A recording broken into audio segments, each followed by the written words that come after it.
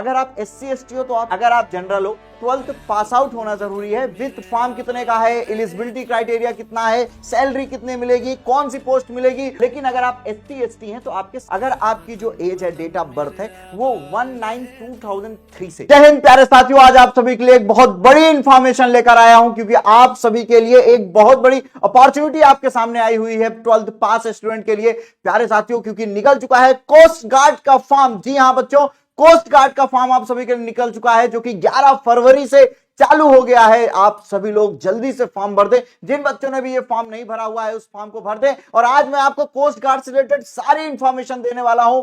Form कितने का है, एलिजिबिलिटी क्राइटेरिया कितना है, सैलरी कितनी मिलेगी, कौन सी पोस्ट मिलेगी और होता क्या है कोस्ट गार्ड, सब कुछ बताने वाला हूं। आज की वीडियो मिस मत करिएगा और साथ में अपने साथी दोस्तों को भी जरूर भेजिएगा, अपने जूनियर्स को भेजिएगा, सभी के पास तक इस वीडियो को जरूर पहुंचाइएगा क्योंकि प्यारे साथियों आपका भी एक कर्तव्य बनता है कि भारत का हर एक बच्चा सही शिक्षा और सही जानकारी पाए। तो शुरुआत करते हैं सबसे पहले बेटा कि कोस्ट गार्ड क्या है। तो सब मैं आप सभी को बताऊंगा। कोस्ट गार्ड यानी कि तट रक्षक सेवा।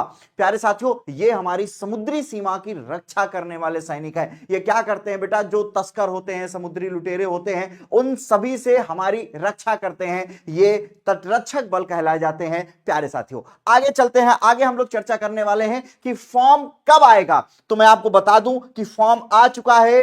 फॉर्म 11 फरवरी से भरा जा रहा है और इसकी लास्ट डेट 25 फरवरी है, मतलब 25 फरवरी। प्यारे साथियों इसके आगे चलते हैं, इसके आगे की इंफॉर्मेशन आप तक पहुंचाते हैं। इसकी एलिजिबिलिटी क्राइटेरिया क्या है, ये बहुत बड़ी बात है, इस पर हम लोग चर्चा करने चाहेंगे। बेटा एक्चुअल में फॉर्म निकला हुआ है कोस्ट गार्ड का, जहां पर 2 पोस्ट निकली हुई है। एक निकली हुई है GD की, जनरल ड्यूटी निकली हुई है, एक DB की जो डोमेस्टिक ब्रांच है। 2 पे चर्चा कर रहे हैं बेटा।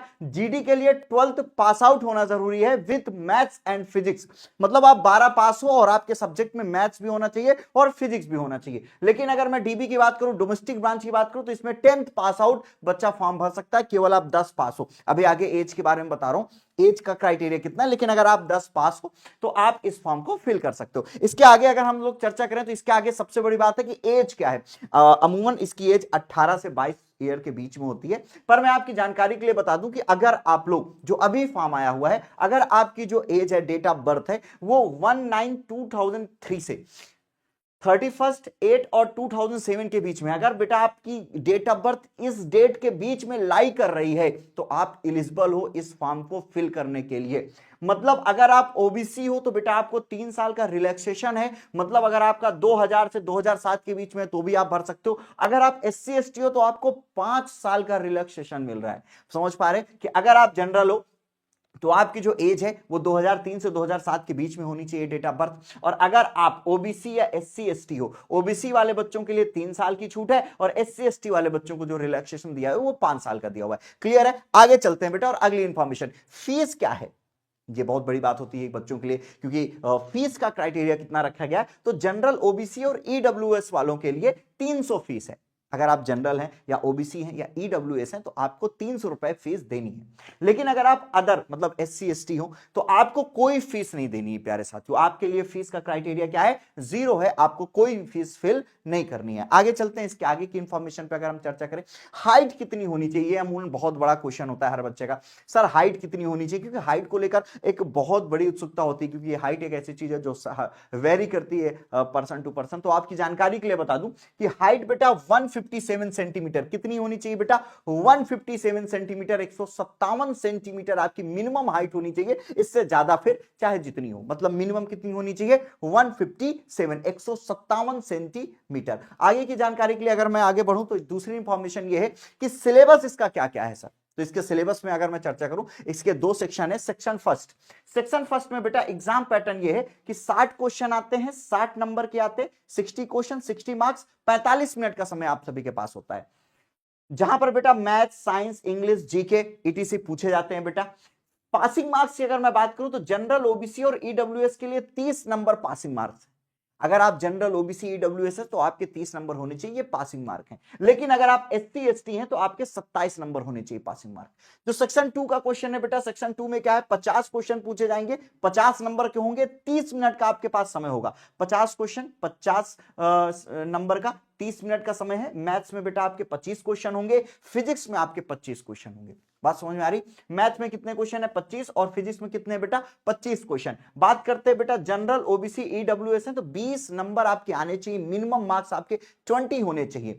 और अगर आप एससी एसटी हैं तो आपके मिनिमम मार्क्स 17 होने चाहिए, मतलब कम से कम आपके 17 नंबर होने चाहिए अगर आप एससी एसटी हैं प्यारे साथियों। आगे चलते हैं, इसके आगे की इंफॉर्मेशन मैं आप सभी को देना चाहूंगा। एग्जाम डेट क्या है? तो एग्जाम डेट अप्रैल में आपका एग्जाम है बेटा, अप्रैल 2025 इसका एग्जाम। अभी फिक्स एग्जाम डेट नहीं आई है, लेकिन अप्रैल में आपका एग्जाम होने वाला है, तो अप्रैल में आपका एग्जाम होगा। जैसे इसकी डेट अनाउंस होती है मैं आपको तुरंत इंफॉर्म करूंगा। तो इसका एग्जाम कब होने वाला? अप्रैल में। आगे चलते बेटा, सैलरी कितनी होगी? ये बहुत बड़ी खबर होती है कि सैलरी कितनी होगी।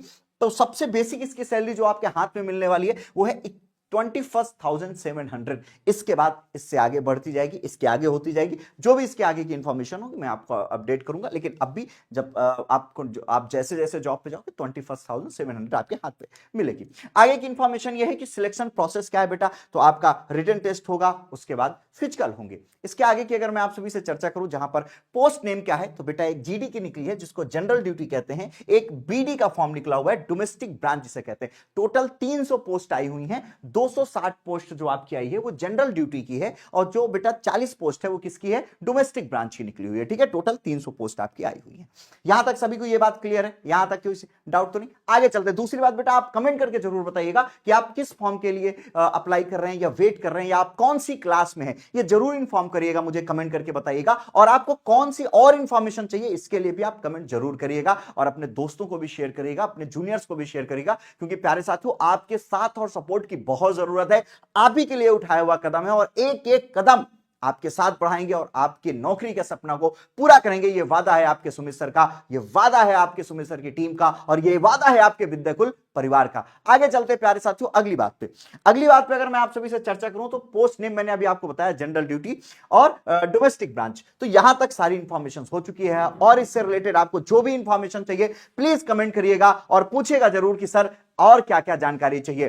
प्यारे साथियों इसके आगे आपकी क्लासेस भी बहुत जल्दी चलाने वाले हैं। आपके मन में यह सवाल होगा सर क्लासेस का क्या है? बेटा बहुत जल्दी आपकी क्लासेस चलाने वाले हैं, बस थोड़ा सा इंतजार करिएगा, और जब से भी क्लासेस चलाएंगे तहलका मचाएंगे। प्यारे साथियों कमेंट करिएगा किस चीज का इंतजार है, कौन सी क्लासेस का इंतजार है, और इससे रिलेटेड आपको कोस्ट गार्ड से रिलेटेड और क्या इंफॉर्मेशन चाहिए और क्या जानकारी चाहिए, प्लीज कमेंट करिएगा। एक एक इंफॉर्मेशन, एक एक जानकारी आप सभी तक पहुंचाएंगे। प्यारे बच्चों प्यार और सपोर्ट बनाए रखिएगा। Thank you, love you all. प्यारे साथियों कमेंट जरूर करिएगा। Thank you.